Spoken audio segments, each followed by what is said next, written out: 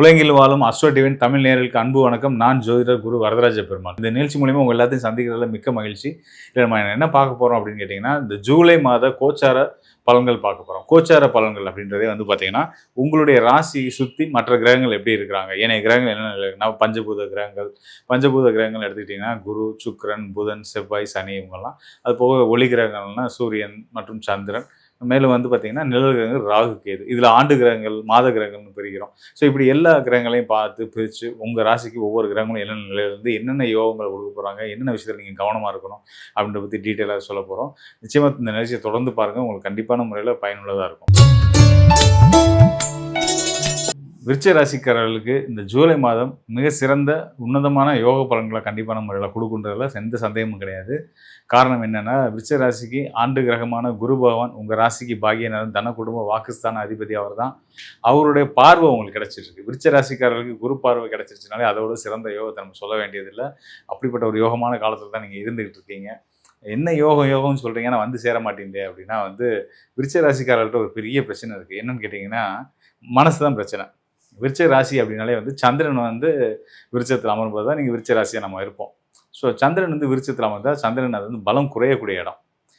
சந்திரன் உச்ச பலம் அடைகிற இடம் பார்த்திங்கன்னா ரிஷபராசி. அதுக்கு அப்படியே நேர் எதிர் வீடு விருச்சிக ராசியில் தான் சந்திரன் பலத்தை இழக்கிற இடம். அப்போ சந்திரன் யார் அப்படின்னா மனோகாரகன். ஸோ மனோகாரகன் பலம் இழந்துட்டாலே மனக்குழப்பம்ன்றது டீஃபால்ட்டாகவே விருச்சிக ராசிக்காரர்களுக்கு நிறைய இருக்கும். ஒரு சரியான விஷயத்தை தான் போயிட்டுருப்பீங்க, தேர்ந்தெடுத்து முடிவு பண்ணி இதுதான் சரின்னு போயிட்டுருப்பீங்க. ஆனால் அதுலேயே உங்களுக்கு குழப்பம் வரும், சரியாக தப்பு.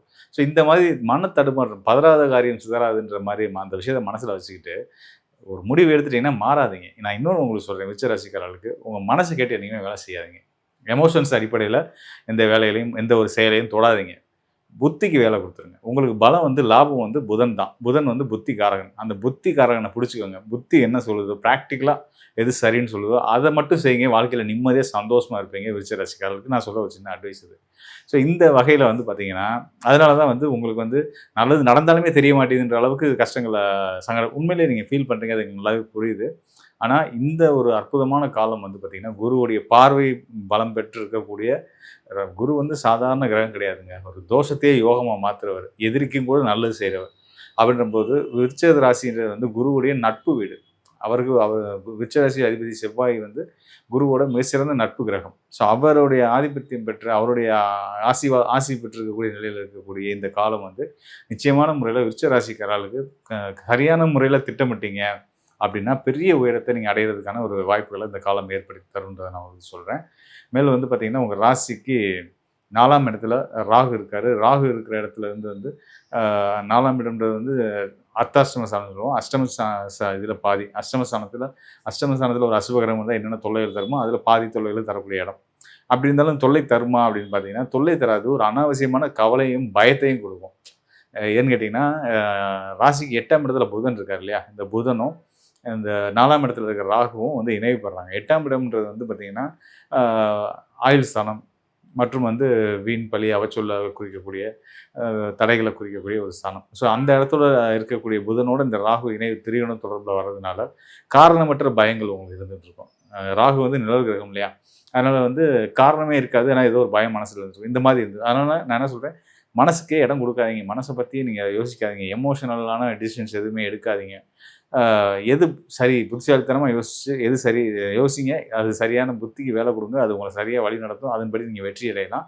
இதெல்லாம் இருந்தால் கூட எனக்கு யோசிக்க தெரியாதுங்க, நான் இப்படி தான் இருப்பேன் அப்படின்னு நினைக்கக்கூடிய விருச்சிக ராசிக்காரர்கள் நீங்கள் தைரியமாக இருக்கலாம். உங்களுக்கு தைரியம்னு சொல்கிறதுக்கு காரணம் என்னென்னா, குருவோட பார்வை இருக்குது. நீங்கள் கண்ணை மூடிட்டு நடந்தால் கூட குரு உங்களை தூக்கி உங்களை ஓரமாக கொண்டு போய் விட்டுருவார், பாதுகாப்பாக கொண்டு போய் விட்டுருவார். அதனால் குரு அருள் இருக்கிறனால பயப்பட வேண்டாம். கூடுதலாக சனி 5ஆம் இடத்துல மீன ராசியில் இருக்கார். 5ஆம் இடத்து சனி பார்த்திங்கன்னா நல்ல பண்புகளையும் தெய்வ பக்தியையும் நிச்சயமாக அதிகப்படுத்தும். அப்படின்றத தாண்டி பொருளாதார ரீதியான முன்னேற்றங்களையும் கொடுக்கும். சனி ஸ்தான அடிப்படையில் விருச்சிக ராசிக்கு நட்பு கிரகம் தான். விருச்சிக ராசிக்கு 3, 4க்கு அதிபதியாக அவர் 5ஆம் இடத்துல இருக்கிறதுனால பார்த்திங்கன்னா, உங்களுடைய முயற்சி, ஆசை, விருப்பம், உங்களுடைய பயணங்கள் மூலியமாக வெற்றிகள் கிடைக்க போகுது அப்படின்னு சொல்லலாம். மீன ராசின்றது ஒரு நீர் ராசின்றதுனால கடல் தாண்டி போகிற யோகங்களும் நம்ம விருச்சிக ராசிக்காரர்களுக்கு இந்த சனி பகவான் அருளால் கிடைக்க போகுது. அது மட்டும் இல்லாமல் குரு பகவான் ராசிக்கு 9ஆம் இடமான கடக ராசியில் இருக்கார் இல்லையா, அந்த கடக ராசியும் கடல் ராசி தான். மீன ராசிக்கும் கடல் ராசி மீன ராசிக்கும் கடக ராசிக்கும் வந்து பார்த்தீங்கன்னா ஒரு திரிகோணம் தொடர்பு உண்டு. அதாவது மீனத்திலேருந்து 5ஆம் வீடா கடகமும், கடகத்திலேருந்து 9ஆம் வீடா மீனமும் வரும். ஸோ அப்படி இந்த தொடர்பில் இருக்கக்கூடிய அந்தந்த ராசியில் இருக்கக்கூடிய கிரகங்களுக்கும் ஒரு திரிகோண தொடர்பு ஏற்படுது. அதாவது சனிக்கும் குருவுக்கும் திரிகோண தொடர்பு ஏற்படுறதுனால கடல் பயணங்கள், வெளிநாட்டு யோகங்கள், வெளிநாட்டிலேருந்து இன்னொரு நாட்டுக்கு போகிறதுக்கான யோகங்கள் இது எல்லாத்தையுமே வந்து குரு வரலாலும் சனி பகவான் வரலாலும் நிச்சயமான முறையில் விருச்சிக ராசிகள் கிடைக்குது. அதன் மூலயமா வாழ்க்கையில் பல நல்ல முன்னேற்றங்களும் ஏற்றங்களும் ஏற்பட போகுது. கூடுதலாக இன்னொரு விஷயம் சொல்லிடுறேன். ராசிக்கு தொழில் ஸ்தானத்து அதிபதி சூரியன் ராசிக்கு 9ஆம் இடத்துல இருக்கக்கூடிய குருவோட இணைவு பெறார். 10க்குரியன் பாகியஸ்தான அதிபதியோட பாகியஸ்தானத்தில் போய் நிற்கிறார் அப்படின்னாலே வந்து முதல் தரமான தர்மகர்ம அதிபதி யோகம். சிறிய அளவில் துவங்கக்கூடிய தொழில்களாகட்டும், சின்ன வேலைக்கு ஒரு நிறுவனத்தில் போய் சேர்ந்தீங்கனாலும் சரி, சீக்கிரமாகவே படபடன்னு உயர்ந்து பெரிய உயரத்தை தொற்றுவீங்க அப்படின்றத சொல்கிறது தான் தர்மகர்ம அதிபதி யோகம். அது சூரியனாலையும் குருவாலையும் கிடைக்குது. குரு சூரியன் நினைவுன்றதே வந்து பார்த்திங்கன்னா ஒரு நல்ல சிறப்பான அற்புதமான ஒரு ராஜயோகம் தான். ஸோ அந்த வகையில் நல்ல மதிப்பு மென்மேலும் பெருக போகுது, செல்வம் செல்வாக்கு உயரப்போகுது, கௌரவம் கூட போகுது, எல்லாமே சிறப்பாக இருக்குது. இந்த கோச்சார கிரகங்கள் உங்களுடைய ராசிக்கு சிறந்த யோக பலன்களை மட்டுமே கொடுக்குது அப்படின்றத நீங்கள் தைரியமாக நம்பி அதன்படி வாழ்க்கையை நம்பிக்கையோடு கொண்டு போங்க. நிச்சயமாக பெரிய வெற்றிகள் நீங்கள் அடைவீங்க. கோச்சாரம்ன்றாங்க, ராசிக்குன்றாங்க, எல்லாம் நிறைய கன்ஃபியூஷன்ஸோட நிறைய பேர் இருந்துட்டு இருக்காங்க. ஸோ இதில் குழப்பமே ஒன்றும் இல்லைங்க. ஜோதிடம் வந்து 3 நிலைகளில் இயங்குது. ஒன்று வந்து விதி, அடுத்ததாக மதி, அடுத்து கதி அப்படின்ற 3 நிலைகள் தான் ஜோதிடம் வந்து நம்ம பலன் சொல்லணும் ஒருத்தர் சொல்லும்போது. ஸோ அப்படின்றப்ப வந்து இப்போ நம்ம அந்த கோச்சார பலன் நம்ம சொல்கிறோம் இல்லையா, இது வந்து பார்த்திங்கன்னா மதின்றது சந்திரன் அடிப்படையாக, அதாவது சந்திரன்றது தான் ராசி. நீங்கள் பிறக்கிற அன்னைக்கு சந்திரன் எந்த ராசியில் இருக்காரோ அதுதான் உங்கள் ராசி, அங்கே என்ன நட்சத்திரத்தில் இருக்காரோ அதான் உங்கள் நட்சத்திரம். இது பொதுவான ஒரு விஷயம் அதுதான். ஸோ அந்த ராசி நட்சத்திரத்துக்கு மற்ற ஏனைய கிரகங்கள் என்னென்ன நிலையில் தற்காலத்தில் இருக்கிறாங்க அப்படின்றத வச்சு சொல்கிறது தான் இப்போ நம்ம பேசுகிற கோச்சார பலன்கள். விதி அப்படின்னு சொல்கிறோம் பார்த்தீங்களா, இந்த விதின்றது வந்து பார்த்திங்கன்னா உங்களுடைய சுய ஜாதகத்தில் உங்களுடைய லக்னம் எப்படி தீர்மானிப்போம் அப்படின்னா, நீங்கள் ஒரு நாளில் பிறக்கிறீங்க, அந்த நாளில் எந்த ஊரில் பிறக்கிறீங்க, அந்த ஊரில் சன்ரைஸ் சூரிய உதயம் நேரம் என்ன அப்படின்றதெல்லாம் வச்சு, அந்த ஊரில் எந்த நேரத்தில் நீங்கள் பிறந்ததீங்க அப்படின்றத வச்சு தான் உங்கள் லக்னம் 12 ராசியில் ஒரு ராசி உங்கள் லக்னமாக வரும். அது லக்னம்ன்றது வேறு ஒன்றும் இல்லைங்க, நம்மளுடைய உயிர் நிற்கிற இடம். சந்திரன்றது மனசு, மதின்றது மனசு, சந்திரன், இதுதான் கணக்கு. ஸோ இப்போ நம்ம லக்ன அடிப்படையில் பார்க்கணும், சந்திரன் அடிப்படையில் பார்க்கணும், கதி அப்படின்றது சூரியன் அடிப்படையில் பார்க்கணும். இந்த 3 நிலைகள், அதாவது சூரியனை சுற்றி கிரகங்கள் எப்படி இருக்குது உங்கள் சுயஜாதத்துலேயும் சரி, இப்போ கோச்சாரத்துலேயும் சரி, சூரியனுக்கு என்னென்ன நிலையில் கிரகங்கள் இருக்காங்க அப்படின்றத வச்சு நம்ம பலன்கள் சொல்ல முடியும். அப்படி தான் சொல்லணும், இதுதான் விதி. ஸோ இந்த அடிப்படையில் நம்ம இங்கே வந்து உங்கள்கிட்ட வந்து சேர்றதுக்காக வந்து நம்ம என்ன பண்ணுறோம், கோச்சார அடிப்படையில், அதாவது மதி அடிப்படையில், சந்திரன் அடிப்படையில் உங்கள் ராசிக்கு என்னென்ன பலன்கள் கிடைக்கும் அப்படின்றத சொல்கிறோம். இதில் முழுமையாக என்னென்ன பலன்கள் இருக்குமோ அதை முழுமையாக நான் உங்களுக்கு கொடுத்துட்றோம். இது போக இன்னும் டீட்டெயிலாக இன்னும் துல்லியமாக தெரிஞ்சுக்கணும் அப்படின்னா உங்களுடைய சுயஜாதகம் தேவை. அந்த சுயஜாதகத்தை ஆய்வு பண்ணும்போது தான் அங்கே உங்களுடைய தசாபதி என்ன, உங்கள் லக்னம் என்ன, உங்கள் ராசிக்கு இப்போ நடந்துட்டு இருக்கக்கூடிய நேரம் சாதகமானதா பாதகமானதா அப்படின்றதெல்லாம் தெரிஞ்சுக்க முடியும். ஸோ இப்படி எல்லாத்தையும் கலந்து பார்த்து ஒரு சரியான துல்லியமான பலன்கள் தேவைப்படுறவங்க வந்து நிச்சயமாக என்னுடைய இந்த டிஸ்பிளே இருக்க எண்ணுக்கு தொடர்பு கொள்ளுங்கள். உங்களுக்கு கண்டிப்பான முறையில் நான் ஒரு நல்ல ஒரு தெளிவையும் வழிகாட்டுதலையும் கொடுக்க நான் தயாராக இருக்கிறேன். மேலும் வந்து பார்த்திங்க அப்படின்னா வந்து இந்த நிறைய பேர்த்துக்கு வந்து ஒரு பெரிய குழப்பமே இருந்துகிட்ருக்கு.